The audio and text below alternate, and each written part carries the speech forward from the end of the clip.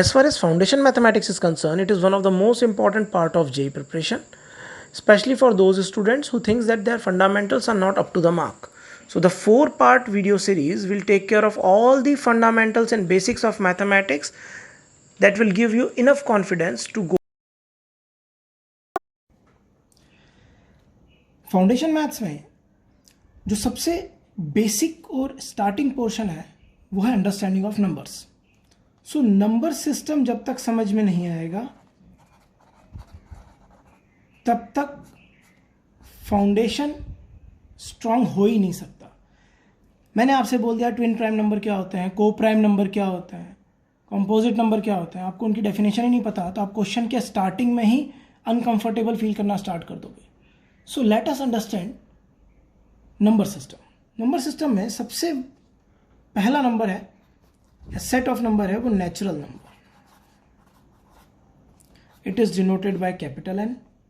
It is defined as set of numbers used for counting. जो number counting के लिए use होते हैं या यूज हुए, they are called natural numbers. Barter system से इसकी स्टार्ट मानी जाती है। बार्टर सिस्टम में एक्सचेंज ऑफ गुड्स होता था, वहाँ पर चीज़ें काउंट कर कर ही एक दूसरे को दी जाती थी। जब करेंसी नहीं होती थी, वहाँ से इसका ओरिजिन माना गया नेचुरल नंबर्स। नेचुरल नंबर में एक सिंपल सी प्रॉपर्टी है, each and every number has a successor. So her natural number का एक सक्सेसर होगा। 1 का सक्सेसर 2 है, 2 का 3 है, 3 का 4 है। तो each and every natural number has a unique successor, उसका एक यूनिक सक्सेसर होगा। नेचुरल नंबर को फर्दर 2 पार्ट्स में डिवाइड किया गया। पहला था प्राइम नंबर, बड़ा famous. Now what are prime number? Prime number की जो डेफिनेशन बच्चों को पता होती है, जो बहुत इजीली बच्चा बोलता है, एकदम से बोल देता है, स्कूल में जो पढ़ाई जाती है कि भैया ऐसे नंबर जो खुद से या 1 से डिवाइड होते हैं, the numbers which are divisible by 1 और देमसेल्फ। ये डेफिनेशन अधूरी या फिर इररेलेवेंट है, बिकॉज इस डेफिनेशन में आप एक्सेप्शंस ढूंढ सकते हो या इस डेफिनेशन में आप कमियां निकाल सकते हो। फॉर एग्जाम्पल 1 तो खुद से भी डिवाइड होता है और 1 से भी डिवाइड होता है, तो अकॉर्डिंग टू दिस डेफिनेशन 1 को तो प्राइम नंबर होना चाहिए, जबकि 1 तो प्राइम नंबर होता नहीं है। तो फिर असली डेफिनेशन क्या है? तो डेफिनेशन बहुत क्लियर है, द नेचुरल नंबर्स, ध्यान से सुनिएगा, the natural numbers having exactly 2 factors. अब ये 2 फैक्टर कैसे होने चाहिए? डिफरेंट होने चाहिए, 2 डिफरेंट फैक्टर्स। ऐसे सेट को प्राइम नंबर कहा गया। प्राइम नंबर में अगर हम सेट को क्रिएट करें तो सबसे छोटा प्राइम नंबर जो है वो 2 है। 2 अकेला प्राइम है जो इवन है। आगे जाकर हम बात करेंगे इवन और ऑड की। So only even prime is 2। उसके बाद 2 के 2 ही फैक्टर हैं, 1 एंड 2। 3 के भी एग्जैक्टली 2 ही फैक्टर है, 1 और 3। 5, then 7, then 11, 13, 17 and so on. So all these numbers, they are infinite in number, they are called prime numbers. Prime number के बारे में कुछ प्रॉपर्टीज हैं जो बच्चों तक कभी नहीं पहुंचती, डेफिनेशन भी उनको बहुत क्लियर नहीं होती। So let us understand prime number की कुछ स्पेशल प्रॉपर्टी। एक बहुत सिंपल सी बात मैं आपको बताता हूं, अगर हम किसी भी नंबर में, फॉर एग्जांपल 2 में 1, 2, 3, 4, 5, 6, 7, 8 इनका मल्टीप्लाई कर दें, so we get multiple of 2। 3 का मल्टीप्लाई कर दें तो मल्टीपल ऑफ 3। इसको मैथ्स में ऐसे लिखा जाता है, 2 के लिए 2n, 3 के नेचुरल मल्टीपल्स को 3n, 4 के नेचुरल मल्टीपल्स को 4n, 5 के नेचुरल मल्टीपल्स को 5n, 6 के नेचुरल मल्टीपल्स को 6n। ये क्यों बताया मैंने? आप जो 6 का टेबल बोलते हो या जो आप बोलते हो 6, 12, 18, 24, सो एक स्पेशल प्रॉपर्टी है, if p is a prime number, बहुत ध्यान से सुनिएगा, if p is a prime number then it must be of the form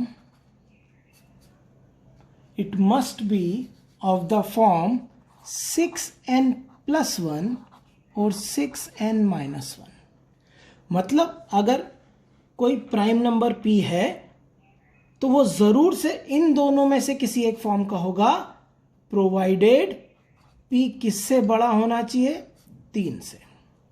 जैसे 5 को लेते हैं, तो अगर हम 5 को देखें ध्यान से तो ये जो 5 है हमारे पास, ये 6 - 1 है, तो 6 के टेबल में 1 को माइनस करने पर 5 मिल जाता है। 7 एक प्राइम नंबर है, 7 कैसे मिलेगा, 6 का टेबल +1, तो 6 × 1 + 1 7 आ जाएगा।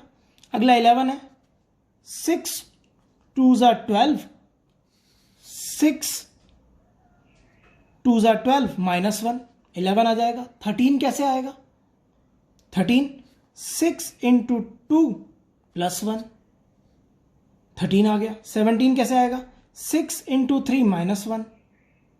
19 भी एक अगला प्राइम है, 19 कैसे आएगा जी, 6 × 3 + 1। मोरल ऑफ द स्टोरी, अगर p कोई प्राइम नंबर है तो it must be of the form 6n + 1 और 6n - 1 where p should be greater than 3। एक और फेमस प्रॉपर्टी है प्राइम नंबर्स की, उस प्रॉपर्टी को भी समझ लेते हैं। And that property says, another very important property, if p greater than 3 is a prime number, अगर p 3 से बड़ा कोई प्राइम नंबर है तो p के स्क्वायर में से 1 को सब्ट्रैक्ट कर देने पर जो नंबर आएगा वो हमेशा 24 से डिविजिबल होगा, is always divisible by 24। Sir विश्वास नहीं हो रहा, करके देखते हैं। यहां पर देखिए, 5 का square 25, 25 - 1 24, 24 is divisible by 24, correct. 7 का square 49, 49 - 1 48 is divisible by 24 again. 11 का स्क्वायर, बोलो बोलो, 121, 121 - 1 120, 120 को 24 से डिवाइड करो, डिवाइड हो जाएगा 5 टाइम्स। 13 का स्क्वायर 169, 169 को में से 1 सब्ट्रैक्ट करो 168, 168 को डिवाइड करो 24 से, हो जाएगा। 17 का स्क्वायर, आप कोई भी चेक लगा सकते हो। So the point is, prime number के स्क्वायर में से अगर 1 सब्ट्रैक्ट कर दिया जाए तो वो हमेशा किससे डिविजिबल होगा, 24 से। नेक्स्ट इज, प्राइम नंबर के बाद हम समझते हैं composite number.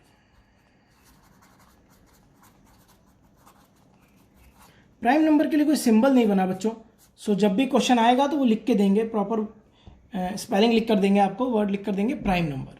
Now next is composite number. क्या होते हैं composite number, the natural numbers, ऐसे natural numbers having at least 3 factors, कम से कम कितने फैक्टर हो, 3। तो कंपोजिट नंबर जो हुए उसका सेट कैसा दिखेगा, उसका सेट दिखेगा 4। सबसे पहला कंपोजिट नंबर 4, 4 के 3 फैक्टर हैं, कौन कौन है फैक्टर, 1, 2 और 4। अगला कंपोजिट नंबर क्या होगा, 6। अगला कंपोजिट नंबर 7 तो प्राइम था, 8 होगा। अगला 9, 10, 12, 14 and so on. So composite numbers are the natural numbers having at least 3 factors. So 1 क्या हुआ, 1 बड़ा इंटरेस्टिंग नंबर हुआ, neither prime nor composite, ना तो प्राइम हुआ ना कंपोजिट हुआ। So that is composite number. Composite number से आगे बढ़ते हैं तो कुछ और इंपॉर्टेंट चीजें हमको देखने को मिलती है, कुछ वर्ड हैं जैसे को प्राइम और रिलेटिवली प्राइम, बहुत important word, relatively prime.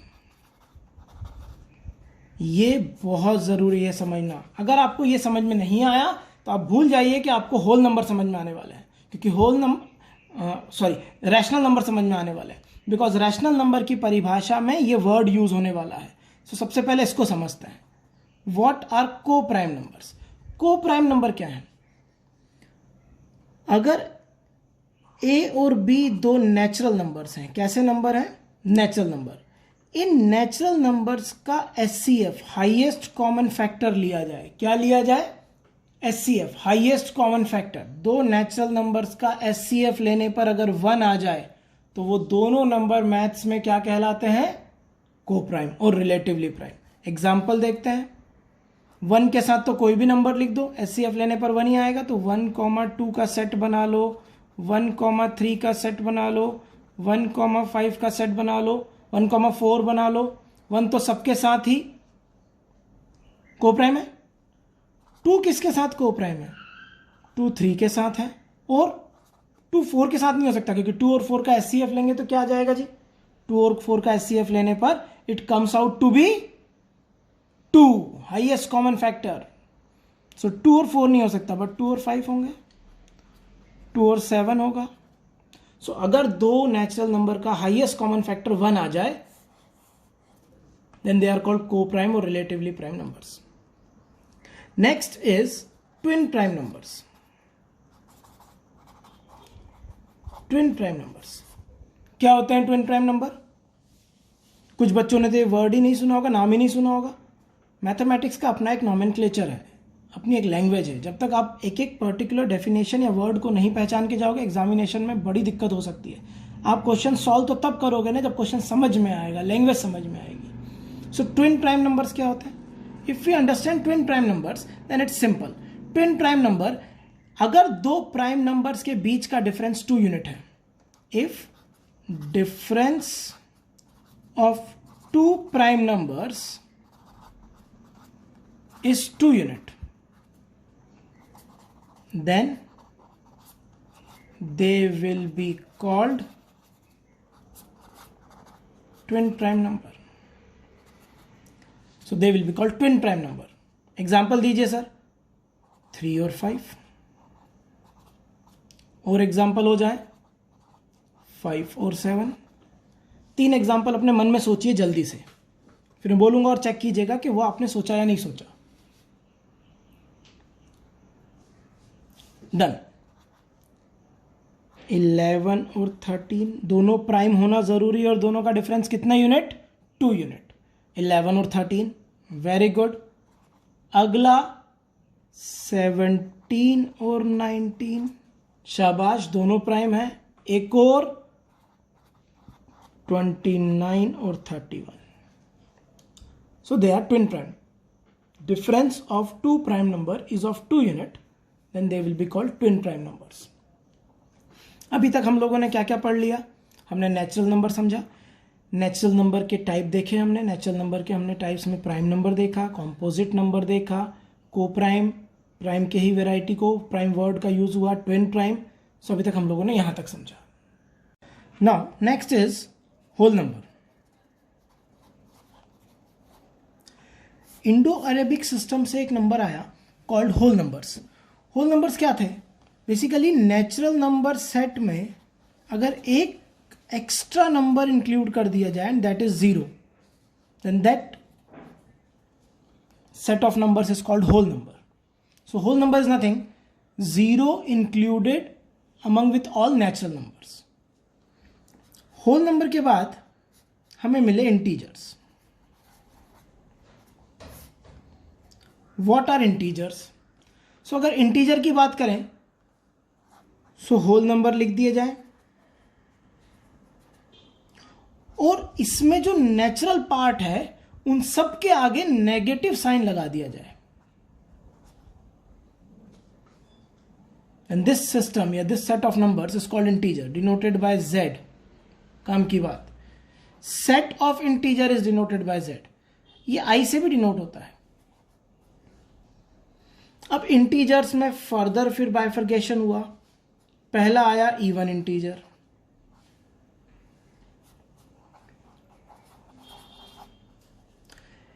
Even integer क्या थे? बच्चों को लगता है इवन नंबर 2, 4, 6, 8 होते होंगे. मैं बिल्कुल मानता हूं कि 2, 4, 6, 8 इवन नंबर होते हैं, बट ये सोचना गलत है कि इवन नंबर पॉजिटिव होते हैं. इवन नंबर की डेफिनेशन बहुत क्लियरली समझ में आनी चाहिए. If integer on dividing by 2 produces an integer, if an integer on dividing by 2 produces an integer, then that integer is called even integer. किसी भी इंटीजर को 2 से डिवाइड करने पर अगर आंसर वापस से एक इंटीजर आ जाए तो वो वाला इंटीजर मैथ्स में इवन इंटीजर कहलाएगा। और यही कारण है कि -2, -4, -6 सो ऑन 0, 2, 4, 6, 8। बहुत सारे स्टूडेंट्स को ये लगता है कि 0 is neither even nor odd. मुझे नहीं पता, राम जाने कहाँ से वो पढ़ रहे हैं और किस तरीके से चीज़ों को समझ रहे हैं। 0 is neither even nor odd का कॉन्सेप्ट उनके दिमाग में कहाँ से आया, आई डोंट नो।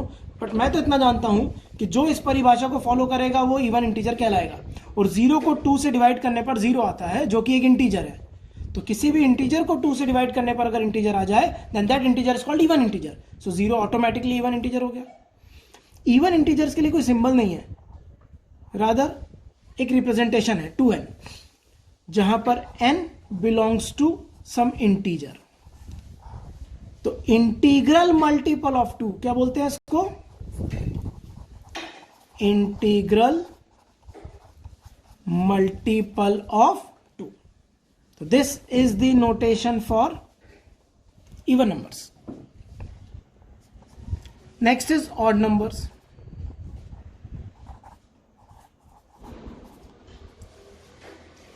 अगर किसी इंटीजर को 2 से डिवाइड करने पर इंटीजर आ जाए तो वो इवन इंटीजर।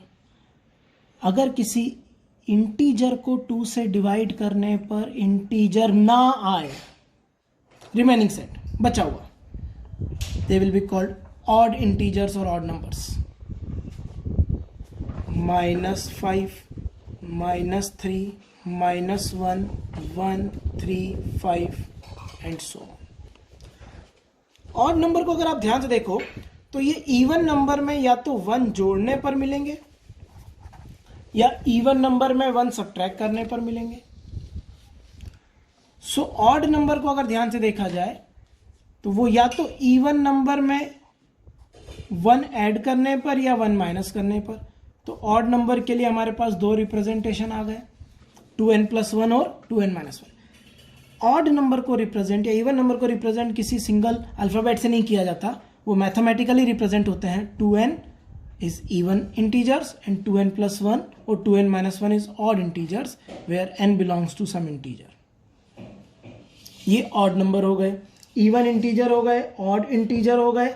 अब हम थोड़ा सा आगे बढ़ते हैं और इंटीजर से ही एक और नंबर को डिफाइन करते हैं जो बहुत इंपॉर्टेंट है, called rational number. Now what are rational number? Rational number को जहां तक हम समझें, बच्चों के दिमाग में जो डेफिनेशन होती है रैशनल नंबर की, वो बड़ी मुझे नहीं पता वो प्रॉपर्टीज को डेफिनेशन क्यों मान लेते हैं। उनके दिमाग में जो परिभाषा होती है वो होती है any number which can be represented in p/q form is a rational number. नहीं, ये एक प्रॉपर्टी है, रैशनल की ये प्रॉपर्टी है, परिभाषा नहीं है। तो परिभाषा क्या होगी रैशनल नंबर की? रैशनल नंबर की डेफिनेशन बहुत ही लॉजिकल है। The numbers which are either terminating or non-terminating repeating decimal expansions are called rational number। या तो टर्मिनेट हो जाए 2, 3, -4, डेसिमल के बाद कुछ है ही नहीं, 3.75 टर्मिनेट हो गया जी, 5 पर जाकर टर्मिनेट हो गया, आगे कुछ भी नहीं है। 4.8329 टर्मिनेट हो गया जी, आगे कुछ नहीं है। या टर्मिनेट ना होते हो तो रिपीट करें इंफिनिटी तक, like 3.75555555। It is non terminating, repeating या recurring decimal expansion. Such numbers are called rational numbers. Rational number को मैं कैसे सोचता हूं? Rational numbers are basically logical numbers. जो नंबर किसी लॉजिक से जनरेट हुए, जिनको लिखते टाइम हम कुछ ना कुछ लॉजिक यूज कर रहे हैं, दे आर रैशनल नंबर्स। आपने इंग्लिश में एक वर्ड सुना होगा, what a rational thought. Rational thought means logical thought. So जो नंबर किसी पर्टिकुलर लॉजिक या सोच के साथ डेवलप हुए, they are rational numbers. For example 2 लिखा, आगे कुछ नहीं लिखना, तो कुछ नहीं लिखना लॉजिक है। 3.75 स्टॉप हो जाओ तो स्टॉप होना लॉजिक है। 4.8329 स्टॉप हो जाओ, आगे कुछ नहीं लिखना, तो ये लॉजिक है। 3.7555 को रिपीट करते रहो तो ये लॉजिक है। अब रैशनल नंबर की परिभाषा क्लियर होने के साथ हम अगर ये समझें कि रैशनल नंबर की प्रॉपर्टीज क्या है, तो सबसे पहली प्रॉपर्टी है if Q is a rational number, then it can always be represented in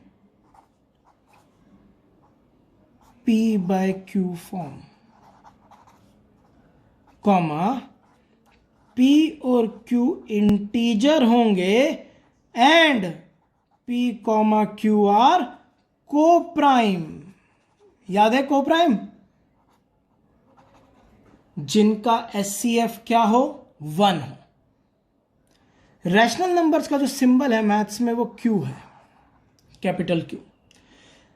अगर Q एक रैशनल नंबर है that can always be represented in P by Q form. ये डेफिनेशन नहीं है, ये प्रॉपर्टी है।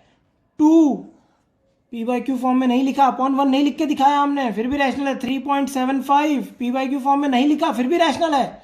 बट क्योंकि ये रैशनल है तो इसको हम इस फॉर्म में जरूर लिख सकते हैं, वेयर P और Q इंटीजर्स होंगे और Q और P आपस में कैसे नंबर होंगे, को प्राइम नंबर होंगे। जैसे हम एग्जांपल लेते हैं 2.4। सो 2.4 रैशनल नंबर है, रैशनल नंबर तो है, क्या हम इसको P बाई Q में कन्वर्ट कर सकते हैं? तो 2.4 इट विल बी 10। अब 24/10 आया। अब ये क्या है? ये रैशनल नंबर है। ध्यान से सुनना अगला कॉन्सेप्ट, ये रैशनल नंबर है, क्या ये रैशनल फॉर्म है? अब ये रैशनल फॉर्म क्या होता है? ये क्या बोला है? यस, रैशनल फॉर्म तब कहलाएगा जब ऊपर वाले इंटीजर और नीचे वाले इंटीजर को फर्दर आपस में कैंसल ना किया जा सकता हो। दैट इज दे बिकम को प्राइम। सो 24/10 अगर आप इसको ध्यान से देखो तो हम इसको 12/5 लिख सकते हैं। रैशनल नंबर ये भी है, रैशनल नंबर ये भी है, रैशनल नंबर ये भी है, but 12/5 is called rational form। Concept समझिए, रैशनल नंबर और रैशनल फॉर्म में क्या अंतर है? रैशनल फॉर्म तब कहा जाएगा जब वो P बाई Q फॉर्म में लिखा हो और P और Q क्या हो? को प्राइम हो। अगर P और Q को प्राइम नहीं है तो वो रैशनल नंबर तो कहला सकता है बट रैशनल फॉर्म नहीं होगा। IIT एडवांस पेपर में इस छोटे से कॉन्सेप्ट के ऊपर इतने बढ़िया बढ़िया क्वेश्चंस बने हुए हैं जिसमें हमको को प्राइम का यूज करके क्वेश्चन सॉल्व करने होते हैं। जब मैं क्वाड्रेटिक इक्वेशन समझाऊंगा आपको तब मैं इस कॉन्सेप्ट के ऊपर आपको एक बहुत बढ़िया डेरिवेशन करवाऊंगा, जो डेरिवेशन जब तक ये कॉन्सेप्ट ना पता हो ही नहीं सकता। सो रैशनल फॉर्म, उसमें ऊपर भी इंटीजर नीचे भी इंटीजर, दो इंटीजर्स का रेशो और वो दोनों इंटीजर आपस में कैसे हो? को प्राइम हो। अगर हम अगली बात को समझें जो बहुत बढ़िया तरीके से समझ में आएगी आपको, और मतलब बच्चों को एक गलत फहमी हो जाती है कि जीरो क्या है सर, तो क्या मैं जीरो को 0/1 लिख सकता हूं? बिल्कुल लिख सकते हैं। तो रैशनल नंबर है जी, लॉजिक से लिखा है। सो 0 is a rational number.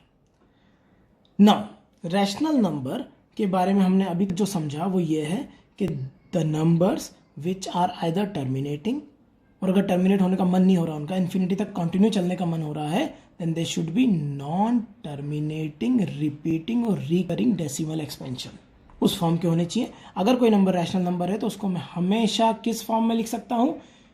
P by Q form में लिख सकता हूं, where P and Q are को prime numbers. Very good. So this is rational number. Rational number से अगर हम थोड़ा सा आगे बढ़े तो फिर दुनिया थोड़ी सी इलॉजिकल सी हो जाती है एंड जन्म होता है इरैशनल नंबर का।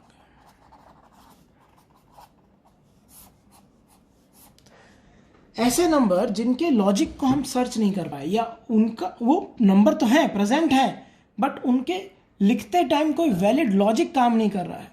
जैसे एक बच्चे को मैंने पेन दे दिया, कॉपी दे दी और मैंने बोला 2 के बाद पॉइंट लगा कर बेटा नंबर लिखता रहे, जो मर्जी पढ़े लिखता रहे, बस लिखता रहे, खत्म नहीं होना चाहिए, मरते दम तक लिखता रहे।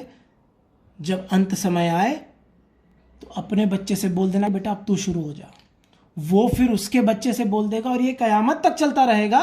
और बिना कुछ सोचे लिखता रहना बेटा, कुछ सोचना मत, कोई लॉजिक मत लगाना। वो बच्चा भी शुरू हो गया 2.53748923104892489242 ब्ला ब्ला ब्ला ब्ला ब्ला, कयामत तक लिखता रहा, पीढ़ियां बीत गई। Such numbers are irrational numbers. So definition क्या हुई? The numbers which are neither terminating, एक तो टर्मिनेट नहीं हो रहे, एंड दूसरी क्या बात है, रिपीट नहीं कर रहे, कोई पैटर्न नहीं बना रहे, तो which are neither terminating nor repeating decimal expansions are called irrational number. अब इर्रेशनल नंबर का सिंबल क्या है? 10वीं तक बच्चा पहुंच जाता है पर इर्रेशनल का सिंबल नहीं पता होता उसको। कुछ तो 12वीं में भी पहुंच जाते हैं, कुछ तो इंजीनियरिंग बन चुके हैं। अगर कोई इंजीनियर इस वीडियो को देख रहा हो तो अपने दिल पे हाथ रख के बताना पता भी है, और अगर पता है तो भैया थोड़ी ठीक ठाक इंजीनियरिंग करी है, वरना तो राम भरोसे चला है कामकाज। तो the symbol for irrational is Q not. एक और सिंबल है, लोगों को एक नहीं पता होता, 3 है, क्यू बार। एक और है Q complement. These are the symbols of irrational numbers. Example क्या है इर्रेशनल नंबर के? √2, √3, √5/√7, -√13। √4 इर्रेशनल है क्या? नहीं सर, ये तो सॉल्व होके 2 आ जाएगा जो कि एक रैशनल नंबर है। तो इर्रेशनल नंबर इस फॉर्म के होते हैं जो अंडर रूट, जिन पर रेडिकल साइन हटता नहीं है। This 2⁻⁴ this is called radical sign. तो ये रेडिकल साइन ना हटे, 1/2 1/3 such signs are called radical sign, तो दे आर इर्रेशनल। और कोई इर्रेशनल नंबर है क्या सर? हाँ, बड़ा फेमस, एरिया निकाला बचपन से, पाई। एक और नंबर है जो आगे जाकर आपको बहुत यूजफुल होने वाला है, यूलर्स नंबर कहलाता है, ई। ये लॉग में यूज होगा, आपको लॉग पढ़ेंगे हम फाउंडेशन मैथमेटिक्स में। सो पाई है, ई है, दीज आर इर्रेशनल नंबर्स। अब इर्रेशनल नंबर जो है, क्या उसमें भी कोई फर्दर वेराइटी है? हाँ, एक बहुत इंपॉर्टेंट वेराइटी है जो कहलाती है ट्रांसकेंडेंटल नंबर। पता ही नहीं होता, ट्रांसकेंडेंटल, लोग हो जाते हैं मेंटल। ट्रांसकेंडेंटल नंबर क्या है जी? ट्रांसकेंडेंटल नंबर, ट्रांसकेंडेंस मतलब ट्रांजिशन। ऐसे नंबर्स, ऐसे इर्रेशनल नंबर्स बच्चों जिनको हमने ही खोजा पर हम उनको ज्योमेट्रिकली पाइथागोरस थ्योरम का यूज करके प्लॉट नहीं कर सकते हैं, सच एज पाई, ई, जिनको ज्योमेट्रिकली प्लॉट नहीं किया जा सकता यूजिंग पाइथागोरस थ्योरम। सर √2 को प्लॉट कर लोगे आप? ज्योमेट्रिकली प्लॉट कर लोगे? इर्रेशनल तो वो भी है। हाँ बेटा, √2 को ज्योमेट्रिकली प्लॉट करना ईजी है। ओरिजिन पे खड़े हुए, 1 यूनिट आगे गए, 1 यूनिट y एक्सिस के डायरेक्शन में गए, इन दोनों को ज्वाइन करा, दिस डिस्टेंस इज √2, यहां पर प्रोटेक्टर रख के कट कर दिया, now this comes out to be √2। तो √2 तो प्लॉट किया जा सकता है ज्योमेट्रिकली, बट पाई और ई को इस तरह से प्लॉट नहीं किया जा सकता। सच नंबर्स आर कॉल्ड ट्रांसकेंडेंटल नंबर। हम ही ने खोजे पर हम उनको ज्योमेट्रिकली प्लॉट नहीं कर पाए। काम की बात, कंपटीशन में आया हुआ क्वेश्चन, आईआईटी में एक क्वेश्चन आया था जिसका जो आंसर था ना बच्चों, वो π/3 था, और उन्होंने बोला था the value of x is, तो पहला ऑप्शन था रैशनल नंबर, दूसरा था इर्रेशनल नंबर, तीसरा था ट्रांसकेंडेंटल नंबर, और चौथा था बोथ C and D। तो जिसने नाम ही नहीं सुना जिंदगी में ट्रांसकेंडेंटल, पहले तो पढ़ने में ही नहीं आता, थोड़ी देर तो बच्चे को यही समझ नहीं आता कि भाई कितने सारी ABCD यूज हो गई इसमें, तो वो पढ़ ही नहीं पा रहा है। वो पढ़ लिया तो समझ नहीं आ रहा, खुद से नहीं सोच सकते। मैथ्स की कुछ चीजें ऐसी हैं जो घर से प्रिपेयर करके जानी होगी। You can not think it, या you can not convert them और इंटरप्रेट देम ऑन स्पॉट। ऐसा नहीं कि वहां सोच लिया मैं तो बड़ा भैया न्यूटन के चच्चा है अपन तो, कि हमने तो सोच डाला ट्रांसकेंडेंटल क्या होता है। नहीं जी, पढ़ के जाना पड़ेगा, टर्मिनोलॉजी है ना।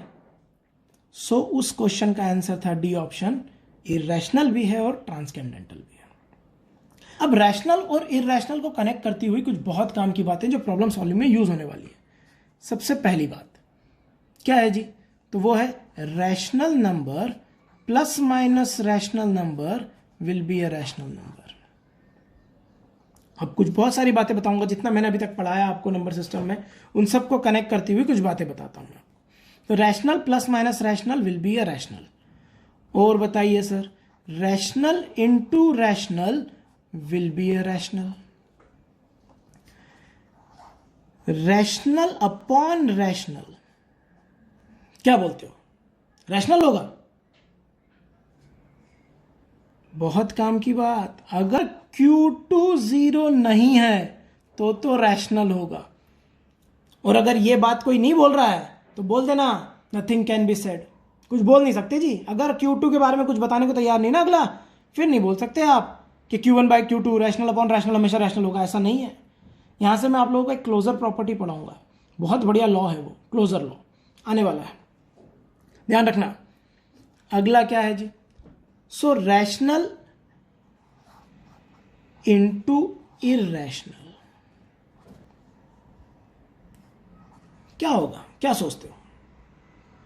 रैशनल इनटू इररैशनल, 2√3, 3√3, 5/2√7, इररैशनल होगा सर? नहीं बेटा, इट मे बी रैशनल,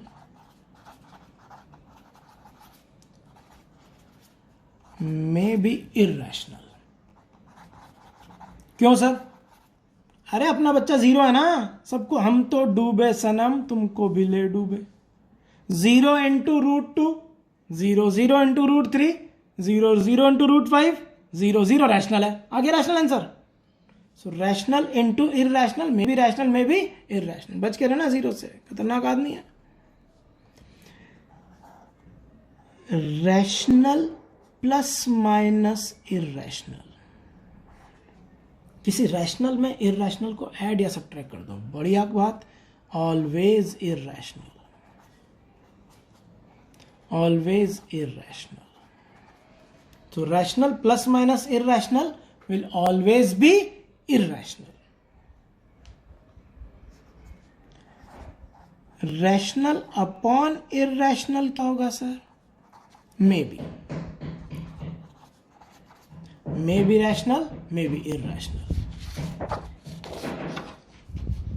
अगली बात, अच्छा सर बताना जरा, इररैशनल प्लस माइनस इररैशनल क्या होगा? इररैशनल प्लस, ये सारे क्वेश्चंस काम आते हैं, सारे कॉन्सेप्ट क्वेश्चंस में यूज होते हैं, बड़ी काम की बात है। Irrational plus minus irrational, may be. Example देना सर। 1 प्लस √2 इररैशनल है, आई पढ़ा अपन ने, rational plus irrational is irrational. और 3 माइनस √2 भी इररैशनल है, बिल्कुल है। जरा जोड़ना भाइयों, जय श्री राम। 4 आ गया, रैशनल आ गया। जबकि 1 प्लस √2 को अगर ऐड करें हम 3 प्लस √5 में तो वो इररैशनल ही रहेगा। So irrational plus minus irrational may be rational, may be क्यू not, may be rational, may be irrational. It may be rational, may be irrational. और बात करें, इररैशनल इंटू इररैशनल, ये क्या होता है? Irrational into irrational, again may be rational, may be irrational. क्यों? √2 into √8 करके देखो, √16 बनेगा, जिसे 4 बाहर आ जाएगा। तो irrational into irrational will be irrational. और √2 इंटू √3 करके देखो, दिस विल बी √6, तो इररैशनल ही रहा। So irrational into irrational may be rational, may be irrational. Similarly दो इररैशनल नंबर का डिवीजन या रेशियो अगेन में भी, ये बढ़िया है सर। इररैशनल को आपस में जोड़ो, घटाओ, मल्टीप्लाई करो, डिवाइड करो, आंसर रैशनल भी आ सकता है और इररैशनल भी। एग्जांपल, √2 को √2 से डिवाइड करो, बन आ जाएगा, रैशनल नंबर आ गया। जबकि √3 को √5 से डिवाइड करो, √3/5, जो कि सर्ड इसी फॉर्म में रहेगा। अब एक वर्ड निकल गया मेरे मुंह से, सर्ड। अभी पढ़ते जी सर्ड क्या होता है, बड़े काम की चीज है। सो ऐसा ही रहेगा, तो जी ये इररैशनल है सर। Yes, very good. तो हमने समझा कि रैशनल, देखिए हमने क्या समझा, rational plus minus rational will be rational, rational into rational will be rational, rational upon rational. अगर नीचे वाला रैशनल 0 नहीं है, नीचे वाला रैशनल नंबर 0 नहीं है, तो वह rational, otherwise nothing can be said out. Rational into irrational, may be rational किसके चलते हैं? जीरो के चलते। Rational plus minus irrational, always irrational. और रैशनल अपॉन इरैशनल या irrational upon rational, again may B. क्या बात कर रहे हो सर? बहुत ध्यान से सुनना मेरी बात को। इरैशनल अपॉन रैशनल, अगर नीचे वाला जीरो नहीं है तो ये गारंटीड इरैशनल नंबर होगा, और अगर नीचे वाला जीरो है तो नॉट डिफाइंड हो जाएगा। इसीलिए क्या वर्ड लगाया हमने? May be. वापस आते हैं, और क्या देखा हमने? और हमने देखा जी, और हमने ये समझा irrational plus minus irrational, may be rational may B irrational, उनका मल्टीप्लाई भी, उनका डिवीजन भी, ये सारा कुछ मे बी है। सो इरैशनल रैशनल नंबर के बारे में हमने ये चीज देखी। अब सर आपने एक वर्ड यूज कर दिया था, बताना तो पड़ेगा। सर्ड क्या होती है सर? What is surd? समझो, इंटरेस्ट है, ये वर्ड काम का भी है। सर्ड इंडाइसिस करके चैप्टर भी होता था, आई होप यू रिमेंबर, छोटी क्लासेस में था ये चैप्टर। सर्ड क्या होती है? ध्यान समझ, एक इरैशनल नंबर, कैसा नंबर? Irrational number. पहली बात, इरैशनल का टाइप है, एक इरैशनल नंबर जो इस फॉर्म से बना हो या इस फॉर्म का हो। कौन से फॉर्म का? एक इरैशनल नंबर जो इस फॉर्म का हो, rational number two the power 1 upon natural number. अच्छा, ऐसी भी दुनिया है। अगर कोई इरैशनल नंबर इस फॉर्म का हो तो वो सर्ड कहलाता है। एग्जाम्पल देना सर, 5 की पावर 1/2, 3/7 की पावर 1/5, 2 की power 1/4, they all are surds. Rational की पावर 1 अपॉन नेचुरल। सर एक बात बताओ, 2 की पावर 3/7 क्या ये सर्ड होगा? ये तो रैशनल की पावर नेचुरल अपॉन नेचुरल हो गया। थोड़ा सा बुद्धि का प्रयोग करते हैं। 2 की पावर 3/7 को 2 की पावर 3 टू की पावर 1/7 लिख लेते हैं, जो 8 की पावर 1/7 हो गया। रैशनल की power 1 upon natural, obviously it's a surd. IIT वालों ने पूछा अंडर रूट पाई सर्ड है कि नहीं है? ना मुन्ना ना, पाई जो है ना वो इरैशनल नंबर है। सो इरैशनल की पावर 1 अपॉन नेचुरल हो गया, ये तो सर्ड नहीं है। इरैशनल तो है पर सर्ड नहीं है। All surds are irrational but all irrational numbers are not surd. और सर कुछ बताना चाहेंगे आप? हाँ बेटा, हो जाए थोड़ा सा और। अंडर रूट 4 क्या है? सर्ड है? नहीं है जी, 2 आने वाला है, एक रैशनल नंबर आ गया ना। अगर वो सॉल्व होकर रैशनल में कन्वर्ट हो जाए तो वही सर्ड नहीं है, क्योंकि सर्ड की परिभाषा में सबसे पहली मैंने क्या बोली? एक ऐसा इरैशनल नंबर जो इस फॉर्म का हो, इस फॉर्म का होना जरूरी है, तभी सर्ड कहलाएगा। सो ये सर्ड नहीं है। आई होप कि सर्ड समझ में आया हो। फिर भी कुछ थोड़ा सा और एक्स्ट्रा ज्ञान, और ये कहता है कि सर अगर कोई रैशनल नंबर है लाइक क्यू, और उसके सर पे 1/2 लगा दें तो क्या इसका कोई नाम है? Yes, this is called quadratic surd. क्या नाम है? Quadratic surd. अगर किसी रैशनल नंबर के ऊपर पावर 1/3, सोच के देखो क्या नाम होना चाहिए, कॉमन सेंस। आई गेस आपने सही सोचा, क्यूबिक सर्ड। क्या है? Cubic surd. अब एक और एग्जांपल दे दे वो आपसे बोल दे कि भाई under root of cube root 3 ये क्या होगा? अब एवरेज बच्चा, अरे cube root 3, under root of cube root 3, तो क्यूब रूट 3 की पावर 1/2, अंदर तो इरैशनल है, बाहर पावर 1 अपॉन नेचुरल है, तो सर ये सर्ड नहीं होगी। अरे बेटा मेरे लाल, इस 3 की पावर 1/3 की पावर 1/2 लिख सकते हैं? 3 की पावर 1/6 लिख सकते हैं, रैशनल की पावर 1 अपॉन नेचुरल आ गया, सर्ड है। अरे दुनिया बहुत गजब है बाबू। सो ध्यान, एक एक बात को जिस हिसाब से समझा है अप्लाई भी करो। रैशनल नंबर के सर पर 1 अपॉन नेचुरल नंबर दिखेगा तो ही सर्ड कहलाएगा, डायरेक्टली ना भी दिखे तो ट्राई करना, कन्वर्ट हो गया तो ठीक है, ना हो तो जयराम। अब एक बार हमने सर्ड समझ लिया तो सर्ड से आगे बढ़ते हैं एंड नाउ एक छोटा सा नोट समझते हैं। जिस तरीके से मैंने आपको पढ़ाया कि rational plus minus rational, rational plus minus irrational, उनके आपस में रिलेशन, मल्टीप्लिकेशन, डिवीजन, सब्ट्रैक्शन, ये मैंने आपको समझाया। ऐसे ही कंपटीशन में बहुत सारे क्वेश्चंस में यूज होता है इवन और ऑड की अंडरस्टैंडिंग।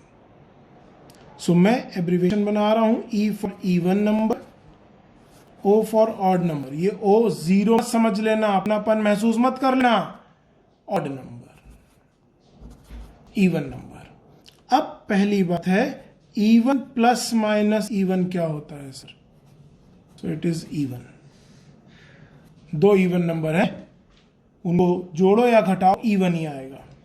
दूसरी बात, बहुत काम की बात, ऑड प्लस माइनस ऑड, दो ऑड नंबर का एडिशन और सब्ट्रैक्शन, सुन लो कान खोलकर, इट इज इवन। बहुत काम की बात, छोटी चार बातें हैं बट बहुत बार यूज होती हैं।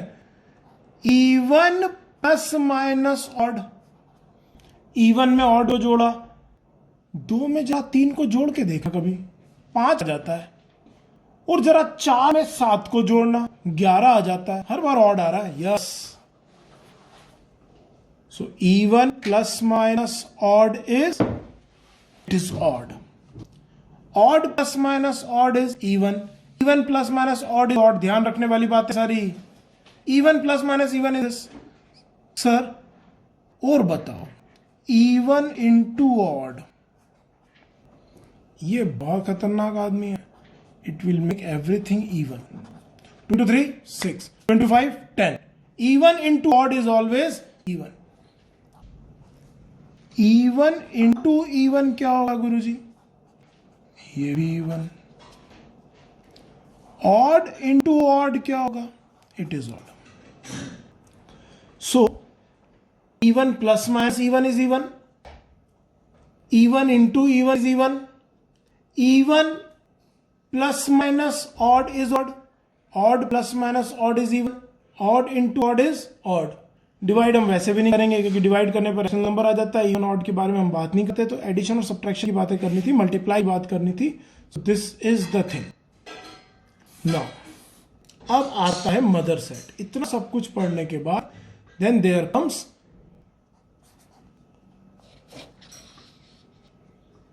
the real number set. What is real number set? The combination of all rational numbers and all irrational numbers will be called real numbers. सारे रैशनल ले लो, क्यों ले लिए सर? यूनियन कंबाइन कर दो, एक डब्बे में डाल दो। सारे इररेशनल ले लो, ले लिए सर। रैशनल और इररेशनल सारे नंबर्स का अगर एक सेट बना दिया जाए एक साथ तो वो रियल नंबर कहलाता है, and this is denoted by R. एक और तरीका भी होता है, ऐसा लिखा हुआ होता है कुछ बुक्स में, बच्चा उसको इररेशनल पढ़ लेता है, ये भी रियल का ही सिंबल है। सो रियल नंबर्स कहां से कहां तक होंगे?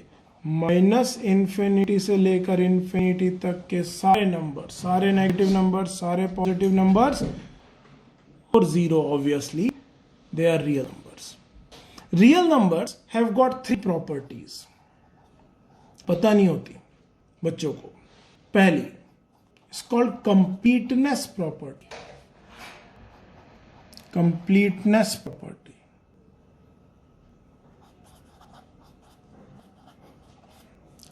कंप्लीटनेस प्रॉपर्टी क्या है? ये प्रॉपर्टी आती है कि रियल नंबर लाइन है ना, पूरी कंप्लीट है जी। माइनस इन्फिनिटी से इन्फिनिटी तक कोई भी जगह खाली नहीं है, कुछ खाली नहीं है। हर दो नंबर्स के बीच में इनफाइनाइट रियल नंबर्स बैठे हुए हैं। हर दो रैशनल नंबर के बीच में इनफाइनाइट रैशनल नंबर है, हर दो इररेशनल नंबर के बीच में इनफाइनाइट इररेशनल नंबर है, और दो रियल नंबर के बीच में इनफाइनाइट रियल नंबर है, कुछ जगह खाली नहीं है। Complete property, the real number line is completely filled by numbers. दूसरी बात क्या है sir? Uniqueness property. Uniqueness property, what is uniqueness property? ये कहती है each and every number in mathematics is unique and can never be equals to any other number. Can never be equals to any other number. हर number unique है। 5 दुनिया में अगर किसी के बराबर होगा तो सिर्फ 5 के बराबर होगा, वो किसी और के बराबर हो ही नहीं सकता। धक्केबाजी नहीं चल रही जो हम सेकंड, थर्ड, फोर्थ, फिफ्थ में कर लेते थे, 7th क्लास में कर लेते थे। सर 5.1 आया, बेटा तू लपेट दे, 5 ही ले ले बेटा उसको। ना बेटा ना, 5.1 can never be equals to 5। वो अप्रोक्सीमेशन होता प्रॉब्लम सॉल्विंग को इजी करने के लिए, बट अब वो ऐसा अब गया, वो काम अब नहीं होगा। जब तक क्वेश्चन में खुद से बोला जाए कि राइट द अप्रोक्सीमेट वैल्यू, 5.1 को 5 लिखना अलाउड ही नहीं है। Uniqueness property, every number in mathematics is unique in itself and can never be equated to any other number. तीसरी प्रॉपर्टी क्या है सर? Order property. सोच के देखो ऑर्डर प्रॉपर्टी क्या होगी। रियल नंबर्स फॉलो करते हैं ऑर्डर प्रॉपर्टी। बचपन से पढ़ रहे हो और बहुत बार पढ़ लिया है, सोचो ऑर्डर प्रॉपर्टी होती क्या है। ऑर्डर प्रॉपर्टी के बारे में बात करें तो याद करो 7वीं 8वीं class, 6th class, arrange the following number in increasing order, arrange the following number in decreasing order. भैया वो ऑर्डर वर्ड यही था। Real numbers can be arranged in increasing order or decreasing order of magnitude. Like 3 छोटा है, 4 बड़ा है, 5 उससे बड़ा है, 7 उससे बड़ा है, 1000 और बड़ा है, and so on. They can be compared on the basis of inequality, greater or smaller. In inequality के basis पर हम उनको compare कर सकते हैं। Real numbers can be compared on the basis of inequality. This property of real numbers is called order property. फिर होता, अब रियल नंबर के बारे में भी ये बात कर लेते हैं। Real plus minus real is real, real into real will be real, real upon real will be real if नीचे वाला क्या ना हो, जीरो ना हो। सर जीरो क्यों नहीं होना चाहिए? जीरो डिवाइड क्यों नहीं कर सकते हम लोग? समझो, बड़ा कॉन्सेप्ट है। Understanding of divisibility by zero.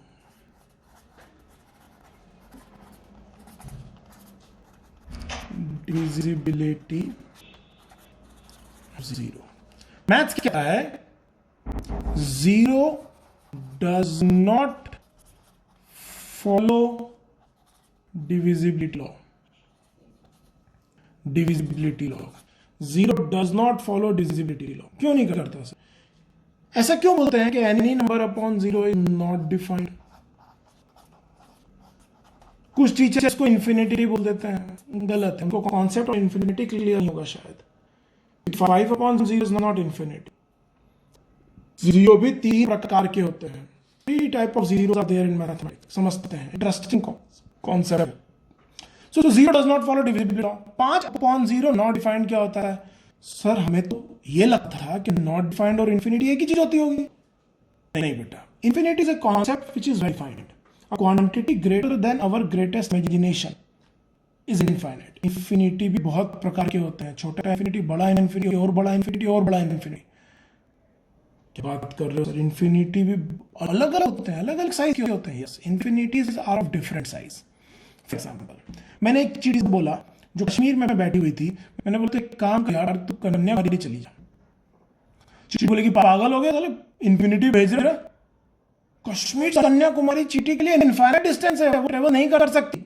अब उसी चीटी से मैंने बोल दिया नहीं काम कर, मैंने ना हिंदुस्तान से श्रीलंका के बीच में ब्रिज बना दिया है, तो एक काम कर, तू श्रीलंका चली जा। उसके लिए कश्मीर से कन्याकुमारी इन्फिनिटी था, कश्मीर से श्रीलंका क्या हुआ? और बड़ा इन्फिनिटी हुआ। अब मैंने उस चीटी से बोल दिया कि काम कर, तू रोड बने हुए हैं, तू है ना यूरोप चली जा, रोड बनो, रोड की टेंशन मत ले, और बड़ा इन्फिनिटी हो गया। So infinities are of different size. इस कॉन्सेप्ट को हम समझेंगे। एक चैप्टर है हमारे 12th क्लास में कॉल्ड लिमिट्स। लिमिट्स में जाकर हम कॉन्सेप्ट ऑफ इन्फिनिटी को बहुत अच्छे से डिस्कस करेंगे, पर यह मैं आपको कुछ बहुत बढ़िया बातें बताने वाला हूं। सो 5/0 नॉट डिफाइंड होता है, और सर आपने बोला कि नॉट डिफाइंड इन्फिनिटी के बराबर नहीं होता। Yes, not defined is a quantity जिसकी मैथ्स में परिभाषा ही नहीं आई, डेफिनेशन ही नहीं आई। Quantity which don't have any definition is called not defined. Infinity की डेफिनेशन है जी, इन्फिनिटी डिफाइंड है, बस रीचेबल नहीं है, अप्रोचेबल नहीं है। डिफाइन कर रखा है हमने, इसीलिए जो चीज अप्रोच नहीं होती हम उसका सिंबल बना देते हैं, जो हम नहीं पहुंच सकते, अटेंड नहीं कर सकते, हम उसको सिंबल बनाकर छोड़ देते हैं। सो ये नॉट डिफाइंड क्यों आया? बिकॉज मान लेते हैं 5/0, मान लेते हैं कि 5/0 किसी नंबर k के बराबर है, मान लिया, लेट अस अज्यूम। अगर ये k के बराबर है तो हमें एक नंबर ऐसा ढूंढना है जिसको 0 में मल्टीप्लाई करने पर, क्योंकि डिवीजन एल्गोरिथम तो यही बोलता है कि अगर a/b c के बराबर है तो a guaranteed b into c के बराबर होना चाहिए। अब मुझे एक ऐसा नंबर k ढूंढना है जो कि 5 को 0 से डिवाइड करने पता होगा, मतलब मुझे एक ऐसा नंबर ढूंढना है, ऐसा एक नंबर k ढूंढना है जो 0 में मल्टीप्लाई होकर क्या प्रोड्यूस कर दे, 5। पर ऐसा कोई नंबर है नहीं जो 0 में मल्टीप्लाई होकर 5 बना ले। दैट मीन्स मैं ऐसा कोई नंबर के डिफाइन नहीं कर पाया। 5/0 को मैंने क्या लिया था, के को मैं डिफाइन नहीं कर पाया, सो आंसर क्या बना, not defined. That is why 5/0 is not defined. फिर सर 0/0 नॉट डिफाइंड क्यों है? This is a question of day. फिर 0/0 नॉट डिफाइंड क्यों है सर? सर 0/0 को k ले लो, ये देखो 0 इंटू k, सर 0 आ गया बराबर, तो ये तो सर हो गया काम। 0/0 डिफाइंड होना चाहिए, नहीं ये नॉट डिफाइंड है। 0/0 इज अगेन नॉट डिफाइंड। अब ये क्यों नॉट डिफाइंड है जी, कारण बताओ। सो डिवीजन एल्गोरिथम ये कहती है कि a को b से डिवाइड करने पर जो c आएगा, this must be unique. We never have multiple values when we divide a quantity by some other real quantity, non-zero quantity. So a by b को b से डिवाइड करने पर जो भी क्वांटिटी आएगी सी वो यूनिक होनी चाहिए। अब 0 को 0 से डिवाइड करने पर मान लो k आ गया, तो 0 बराबर 0 इंटू k हुआ। अब 0 बराबर 0 इंटू k हुआ तो k की वैल्यू 1 लेने पर भी ट्रू हो रहा है, 2 लेने पर भी ट्रू हो रहा है, 3 लेने पर भी ट्रू हो रहा है, 4 लेने पर भी ट्रू हो रहा है, मतलब की इनफाइनाइट डिफरेंट वैल्यूज आ सकती हैं, जो डिवीजन एल्गोरिथम को वापस से कॉन्ट्राडिक्ट करता है। तो हम के को कोई पर्टिकुलर वैल्यू नहीं ढूंढ पाए, पार्शियलिटी हम मैथ्स में करते नहीं है, we remain unbiased in mathematics. So के की हम कोई यूनिक वैल्यू नहीं ढूंढ पाए। हम 1 बोलेंगे तो 2 बुरा मान जाएगा, 2 बोलेंगे तो 3 बुरा मान जाएगा। भैया मैं भी तो सोचता हूँ 0 इंटू 0 होता है, इसलिए हम के को डिफाइन ही नहीं कर रहे हैं। So again k come out to be not defined. So this is understanding of divisibility of 0. अब हम और आगे बढ़े तो सर आपने बोला कि 0 3 प्रकार के होते हैं। 0 कैसे 3 प्रकार के होते हैं? Yes, 0 are of 3 type. One is called exact 0। समझिएगा, जितने बढ़िया फंडामेंटल्स होंगे उतना आसान लगेगा मैथ्स। और ये जो लेक्चर्स हैं ये 9th क्लास से लेकर 12th क्लास तक के सब बच्चों के लिए यूजफुल है। ये मेरे पिछले 15 सालों के मैथमेटिक्स को जो मैं जिस तरीके से फील करता हूँ या जो मेरा एक्सपीरियंस है वो मैं आपके सामने रख रहा हूँ।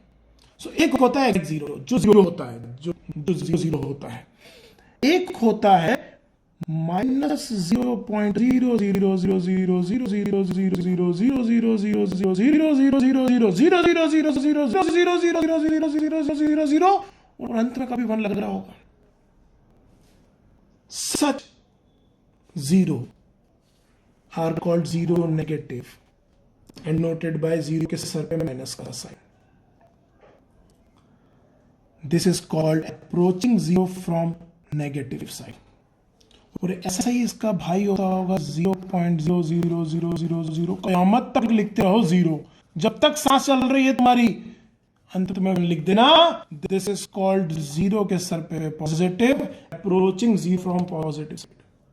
सर हम तो है ना 0.002 को जीरो ही मान लेते थे सर, हम तो इतना हमने तो प्यार मोहब्बत नहीं करी हम जीरो से। यस बेटा, वो तुम इसलिए मानते थे क्योंकि तुमने यूनिकनेस प्रॉपर्टी को कभी ध्यान नहीं लिया या उसको नहीं समझा। हर नंबर की अपनी आइडेंटिटी है, कोई नंबर किसी दूसरे नंबर में मर्ज होता ही नहीं है। अगर मर्ज हो गया तो पूरी रियल नंबर लाइन सिकुड़ के एक जगह पर आ जाएगी, लॉजिकल आएगा। तो जीरो तीन प्रकार के हो। Approaching zero from left hand side, बहुत छोटी क्वांटिटी दिख जीरो की तरह रही है पर जीरो नहीं है। Approaching zero from positive side, इसको जीरो प्लस के सिंबल से डिनोट किया गया, इसको जीरो माइनस के सिंबल से डिनोट किया गया, और अपना एक एग्जैक्ट जीरो आई है। तो इसका यूज क्या है? इन तीनों को यूज को समझो। सबसे पहली चीज, any real number upon exact zero, exact plus zero, it is not defined. दूसरी बात, पॉजिटिव रियल नंबर, कोई भी पॉजिटिव रियल नंबर ले लो अपॉन जीरो पॉजिटिव वाला, जैसे कि 2 upon 0.00000000000000000000001, this quantity in mathematics is called infinity. क्योंकि जिस दिन डेसिमल हटेगा उतने जीरो ऊपर लेंगे, और नीचे कितने जीरो हैं भैया? बहुत सारे, करोड़ों अरबों, क्या पता कितने, खत्म ही नहीं हो, पूरी जिंदगी से जीरो लिखते रहे हम, तो उतने ही जीरो ऊपर लग जाएंगे डेसिमल हटने के बाद। That quantity is called infinity. इसीलिए इंफिनिटी एक कॉन्सेप्ट है, we can not reach it, क्योंकि जितने भी ये क्वांटिटी की वो और भी तो जीरो इंक्लूड कर सकते हैं। जितने जीरो इंक्लूड करते जाओगे ऊपर उतने जीरो और लगते जाएंगे। That is called positive infinity. So any positive number upon positive zero is called infinity. Now any positive real number, let us say 3 upon negative 0, so 3 upon minus 0.0000000 चलते गए हम लोग, चलते गए, जिंदगी बिता दी, फिर 1 लिखा। अब जब ये वाला डेसिमल तुम हटाओगे तो माइनस साइन ऊपर चला जाएगा और 3 के साथ असंख्य जीरो आ जाएंगे, कॉल्ड नेगेटिव इंफिनिटी। तो हमने समझा कि 3 प्रकार के जीरो और कॉन्सेप्ट ऑफ इंफिनिटी क्या होता है। जितनी क्लैरिटी होगी ना उतना मजा आएगा, उतना मैथ्स इजी हो जाएगा। जितना ज्यादा confusion leads to lower confidence, और बिना कॉन्फिडेंस के इस एग्जाम में जाना वैसे ही है कि न्यूक्लियर वॉर चल रहा था और हम चाकू लेकर घूम रहे थे, बस अब मर जाएंगे। अगर न्यूक्लियर वॉर में तो वैसे भी मर जाएंगे सर, बट हाँ कहने वाली बात है से कि बंदूकों का युद्ध चल रहा था और हम चाकू लेकर घूम रहे कि सबको मार दे, दूर से ही गोली लग जाएगी। आईआईटी एग्जाम टफ नहीं है बच्चों, प्रॉब्लम सिर्फ इतनी है कि हमारी प्रिपरेशन उस लेवल की नहीं है। हमारी प्रिपरेशन में कमी है, हमारे कॉन्सेप्ट्स में कमी है, हमारी अंडरस्टैंडिंग में कमी है। एग्जाम कोई टफ या इजी नहीं होता, प्रिपरेशन कमजोर होती है। और एक बात और सुन लेना, ये गलत फहमी होती है कि मैं आईआईटी की तैयारी करूंगा या जेईई मेंस की तैयारी करूंगा। तैयारी किसी एग्जाम की नहीं होती, तैयारी सिर्फ सब्जेक्ट की होती है। अगर मेरा मैथ्स तैयार है, मेरा फिजिक्स तैयार है, मेरा केमिस्ट्री तैयार है, कोई भी पेपर ले लो जी, होगा आईआईटी का, होगा जेईई मेंस का, होगा किसी भी एग्जाम का। पर अगर मेरे सब्जेक्ट की तैयारी नहीं है तो बातें तो मैं बड़ी कर दूंगा कि भाई इस कोचिंग में जा रहा हूँ, फला कोचिंग में जा रहा हूँ, 5 लाख फीस दिए, 4 लाख फीस दिए, सिलेक्शन नहीं होने वाला। सिलेक्शन होगा तो सिर्फ और सिर्फ सब्जेक्ट की तैयारी से। सब्जेक्ट तैयार कर लो, पेपर इसी में से तो बनने वाला है। और जो आता है ना वो इजी लगता है, जो नहीं आता वही तो टफ है। टफ की डेफिनेशन ही यही है, जो आता है वो तो इजी लगती है। बचपन में साइकिल चलानी नहीं आती थी, टफ लगती थी, आ गई अब इजी लगती है, काम तो सेम था। सो यहां तक हम लोगों ने रियल नंबर को देखा। आगे बढ़ते next and most important, most important, जिससे पूरी दुनिया बदल गई, and that is complex number. But complex number जाने से पहले let me tell you closure law. Closure law क्या होता है? क्लोज्ड वर्ड मैथ्स में यूज किया जाता है। सिंपल सी परिभाषा में आपको समझा रहा हूं। पहले मैं एक एक्सपेरिमेंट सिखा देता हूं आप लोगों को। एक नंबर सिस्टम लिया, नेचुरल नंबर लेटर से। इस नेचुरल नंबर के सेट में से 2 नेचुरल नंबर लिए, n1 और n2। इन दोनों नेचुरल नंबर को जोड़ने पर बताओ क्या आएगा? सर नेचुरल नंबर आएगा। So natural number plus natural number will be a natural number, है ना? यस सर, नेचुरल भी नेचुरल। सो दो नंबर किसी सेट में से लिए और उनके ऊपर एक ऑपरेशन लगाया एडिशन का, और जो रिजल्ट आया वो उसी सेट में से आ गया, नेचुरल नंबर ही आ गया रिजल्ट। एंड वी से set of natural number is closed for this operation and addition. Set of natural number is closed for addition. 3 plus 11 will be 14, which is a natural number. दो natural number लिए, उनको ऊपर operation लगाया और उस operation का result वापस से उस सेट में से आ गया, तो वो सेट उस ऑपरेशन के लिए क्लोज है। अगर नहीं आता तो not close. For example, natural number minus natural number will not necessarily a natural number. दो natural number का डिफरेंस जरूरी नहीं है कि natural number होगा, मानते हो? 5 minus 11 is -6, जो कि natural नहीं है। मतलब जो आंसर आया वो इस सेट बाहर से आ गया। अगर इस सेट के बाहर से कोई आंसर आ गया, then that set of natural number is not closed for subtraction, इस ऑपरेशन के लिए क्लोज नहीं है। Natural into natural will be natural, so subtraction के लिए नॉट क्लोज्ड आ गया, एडिशन के लिए क्लोज्ड आ गया, multiplication natural natural will be natural number closed. Natural upon natural will not necessarily natural all the time, हमेशा natural नहीं हो, not closed. Closure law. अब मैं कुछ बातें कर रहा हूं, लिखा नहीं है मुझे, सिर्फ बात करनी है, आप सुनिएगा और मन में अपने आप के लिए जवाब सोचिएगा। एक एक सेकंड में हर क्वेश्चन के बाद दूंगा। Real numbers are close for addition, true और फॉल्स? आंसर इज क्योंकि real plus real will be a real number, तो दोनों लोगे तो उससे जो ऑपरेशन लगाने का जो रिजल्ट आया वो उसी सेट में से आ गया, so closed. Real numbers are closed for division, true और false? Then answer is false. कारण real upon real will not always be real, अगर नीचे वाला 0 हो गया तो नॉट डिफाइंड आ जाएगा, that means real numbers are not close for division. Real numbers are close for multiplication, true और false? True, real to real will be real. अच्छा, rational number are closed for addition, false. Rational plus irrational number, irrational numbers are closed for multiplication, true or false? False. Irrational into irrational may be rational, may be irrational, तो उस set के बाहर भी आ सकता है। अच्छा, irrational numbers are closed for addition, true or false? Again false. Irrational plus irrational may be rational, may be irrational, तो कुछ भी आ सकता है। Irrational numbers are close for division, false. Irrational upon irrational may be rational, may be irrational, again बड़ी किस्म खराब है इनकी। तो इरेशनल माइनस या irrational numbers are close for subtraction, false. Irrational minus irrational may be rational, may be rational. So closure law अपने आप में एक इंपॉर्टेंट लॉ है, इसके ऊपर भी क्वेश्चन आते हैं।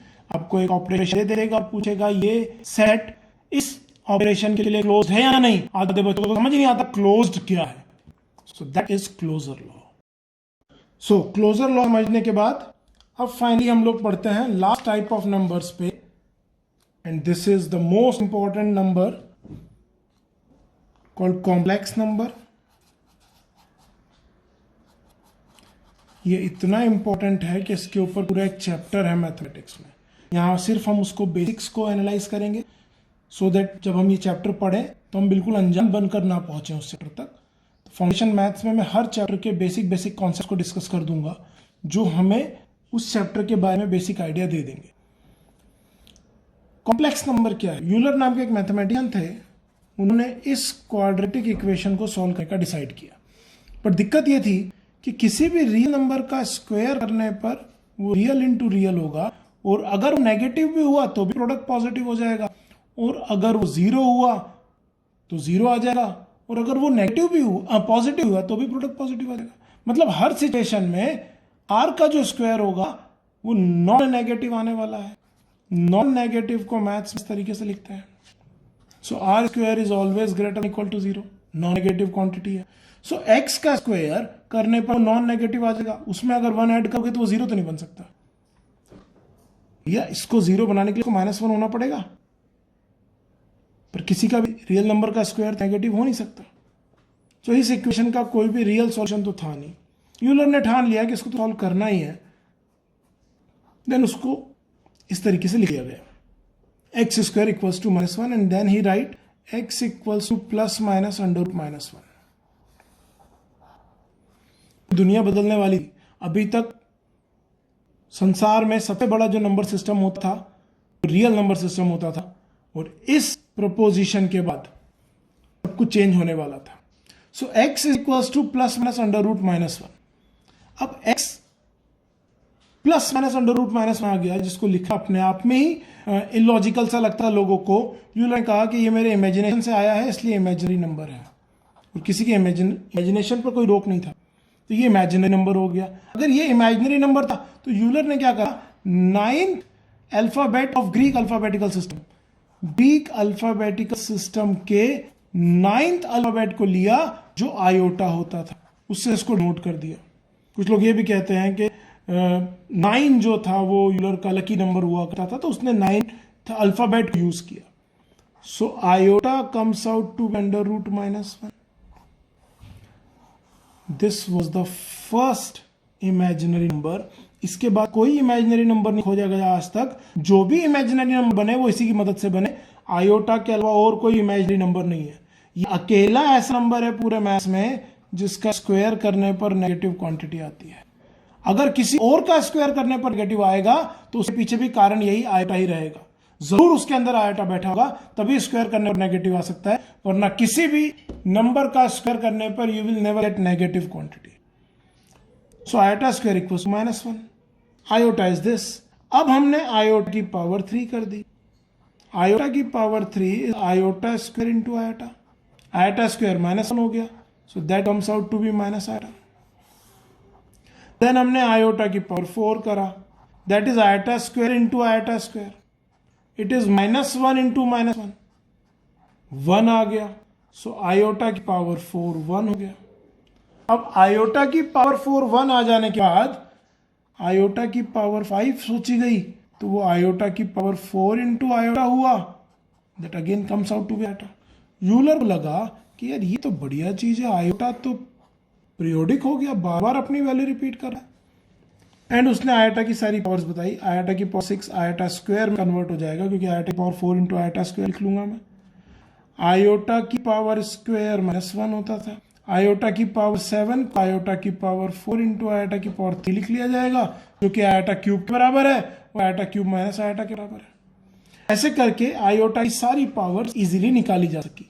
अब हमसे कोई बोल देगा कि आयोटा की पावर 4n बताओ, 4 का मल्टीपल, तो आयोटा की पावर 4 1 होती है, तो आयोटा की पावर 4n भी क्या होगी, 1 होगी। किसी ने बोल दिया आयोटा की पावर 4n + 1 बताओ, 4n + 1 मतलब आयोटा की पावर 1, आयोटा की पावर 5, आयोटा की पावर 9, आयोटा की पावर 13, 4 का टेबल +1। 4n का मतलब होता है 4 का टेबल, 4 के मल्टीपल, तो 4 का मल्टीपल +1, तो ये आयोटा आ जाएगा। आयोटा की पावर 4n + 2 पूछ लिया जाए, तो आयोटा की पावर 4n + 2, आयोटा की power 4n into iota square, iota की पावर 4n तो 1 हो जाएगा, तो आयोटा का स्क्वायर -1 आ जाएगा। और आयोटा की power 4n + 3 this comes out to be minus iota, क्योंकि आयोटा की बन जाएगा। सो इस तरह से आयोटा की डिफरेंट पावर्स मिलने लगी। अब मुझसे किसी ने बोल दिया, शॉर्टकट मेथड देखते हैं ऐसे हम। आयोटा की पावर 8 4 9 3 2 8 9। अगर आपने बाइनोमियल थ्योरम वाला लेक्चर देखा है तो वहां पर मैंने इसके क्वेश्चन को सॉल्व किया था। आपको कुछ नहीं करना है, आयोटा की कोई पावर सॉल्व करनी है तो लास्ट 2 डिजिट को 4 से डिवाइड कर दो, और रिमाइंडर देख लो। रिमाइंडर क्या है, 89 को 4 से डिवाइड करने पर रिमाइंडर आया, जो भी रिमाइंडर आया वो आयोटा के सर लगा दो, आंसर आ गया। आयोटा की power 1 is iota. For example iota की पावर 8 4 9 7 3 2 6, तो आखिरी 2 डिजिट को 4 से डिवाइड करो, रिमाइंडर आया 2, उस रिमाइंडर को आयोटा के सर पे लगा दो जी, एंड इज -1। अगर बाय चांस आपसे पूछ लिया जाए नहीं जी, आयोटा की पावर -3 सॉल्व करो, कोई बात नहीं। अगेन आखिरी दो डिजिट को 4 डिवाइड करो, आप रिमाइंडर ऑब्जर्व करो। रिमाइंडर आपके पास आ जाएगा, जब 33 को 4 से डिवाइड करा तो रिमाइंडर 1 आ जाएगा। It is reminder is 1, so it becomes iota की पावर, माइनस को लगाने दो, रिमाइंडर लिख दो -1, that is 1 upon iota. 1 upon iota, इस 1 को लिख सकते हैं आयोटा की पावर 4, क्योंकि आयोटा की पावर 4 तो 1 ही होता है, आयोटा की power 4 upon iota, and this become iota cube. और आयोटा क्यूब क्या होगा? Minus iota. एक और बात पता लगी, 1 अपॉन आयोटा क्या होता है? Minus iota. तो इस क्वेश्चन का आंसर ये हो जाएगा। अब यूलर ने पूरी दुनिया बदल के रख दी, उसने नया सिस्टम दिया, नया नंबर सिस्टम। इस सिस्टम में सारे रियल नंबर्स थे, इसमें उसने सारे इमेजिनरी नंबर भी डाल दिया। इमेजिनरी नंबर कैसे होंगे? Iota, 2 iota, 3 iota, 4 iota, 7 iota, 5 iota, -2 iota, -3 iota, pi iota, E iota, iota by 2, iota by 4, -3/2 iota, -4/7 iota, and so on. ये सारे इमेजिनरी नंबर हो गए। रियल नंबर अभी पढ़ के आ ही रहे हैं हम लोग, 2 3 4 5 √2 √3 √4 1 पाई ई, रियल नंबर। इस दोनों को एक बॉक्स में डाल दिया और एक नया नंबर सिस्टम बनाया कॉल्ड कॉम्प्लेक्स नंबर सिस्टम। क्या नाम पड़ा? Complex number system. दुनिया कॉम्प्लेक्स हो चुकी थी, इमेजिनरी चीजें दुनिया में आ चुकी, बट पहला concept, every number now is a complex number. 4 is a complex number, 3 is a complex number, -2 is a complex number, pi is a complex number, -√2 is a complex number, iota is a complex number, 7 iota is a complex number, -2/3 iota is a complex number, -pi iota is a complex number, 0 is a complex number. Every number in maths becomes a complex number, and their combination will also be complex number. 3 plus 7 iota is a complex number, 2 minus 4 iota is complex number, -31 plus 11 iota is complex number. So all real numbers are complex number, all imaginary numbers are complex number, and their combination will also be a complex number.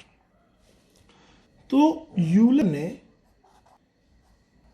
इस number को z से denote कर दिया। पहला सवाल दिमाग में आता है, सर अभी आपने z बोला था कि सेट ऑफ इंटीजर होता है। हाँ, मैं अभी बोल रहा हूं, अगर सेट की बात करेंगे तो इंटीजर्स के सेट को z अल्फाबेट से डिनोट किया जाता है, और अगर कॉम्प्लेक्स नंबर की बात करेंगे तो पर्टिकुलर नंबर को z से डिनोट किया जाता है। रीजनिंग बहुत स्ट्रांगली तो मिलती नहीं है, बट कुछ बुक्स में ऐसा कहा है कि सबसे आखिरी में कॉम्प्लेक्स नंबर ही आए, क्योंकि इसके बाद और कोई नंबर आए नहीं है दुनिया में, तो आखिरी अल्फाबेट को यूज कर लिया टू डिनोट कि ये लास्ट नंबर है, इसके बाद कोई नंबर नहीं आए हैं।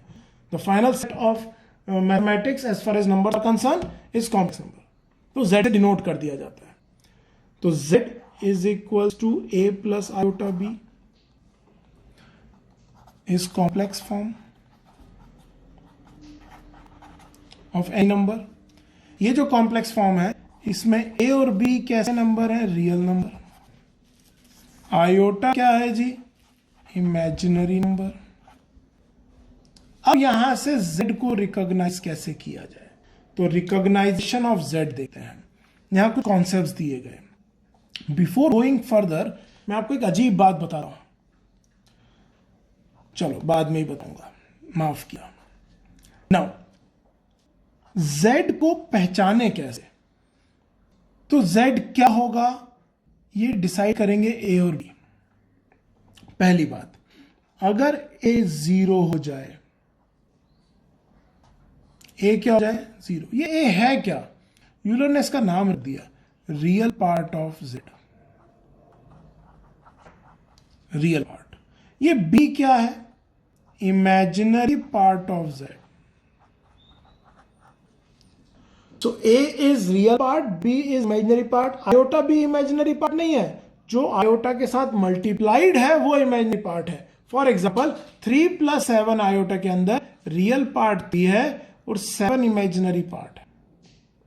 2 - 4 आयोटा में 2 रियल पार्ट है और -4 इमेजिनरी पार्ट है। -31 + 11 आयोटा में -31 रियल पार्ट और 11 इमेजिनरी पार्ट है। आयोटा नहीं बोलना इमेजिनरी पार्ट के साथ, आयोटा जिसके साथ मल्टीप्लाइड है वो उसको इमेजिनरी बना देता है, वो इमेजिनरी पार्ट है। तो आयोटा कोफिशिएंट जो है, जो आगे लिखा हुआ है, दैट इज इमेजिनरी पार्ट। तो अगर a 0 हो जाए जी, if a = 0 then then Z is called purely imaginary complex number. क्या नाम पड़ा Z का? Purely imaginary complex number. अगर रियल पार्ट जीरो हो जाए कि कॉम्प्लेक्स नंबर का, तो प्योरली इमेजिनरी कॉम्प्लेक्स नंबर. अगर B जीरो हो जाए, then Z is called purely real complex number. देखो जैसे B जीरो होगा तो आयोटा खत्म हो जाएगा. जीरो सबको खा जाता है. आयोटा खत्म हो गया, बिना आयोटा के कोई भी चीज इमेजिनरी नहीं हो सकती. अगर वो कोई क्वांटिटी इमेजिनरी है तो उसकी रिस्पॉन्सिबिलिटी किसकी है? आयोटा की. बिना आयोटा के कोई भी क्वांटिटी इमेजिनरी नहीं कहलाएगी. आयोटा का अवेलेबल या प्रेजेंट होना जरूरी है. सो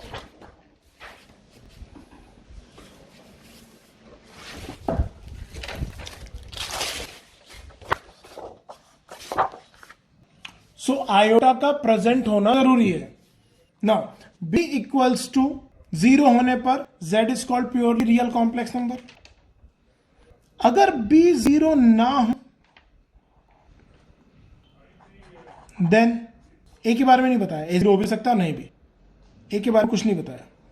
B जीरो ना हो, then Z is called imaginary number.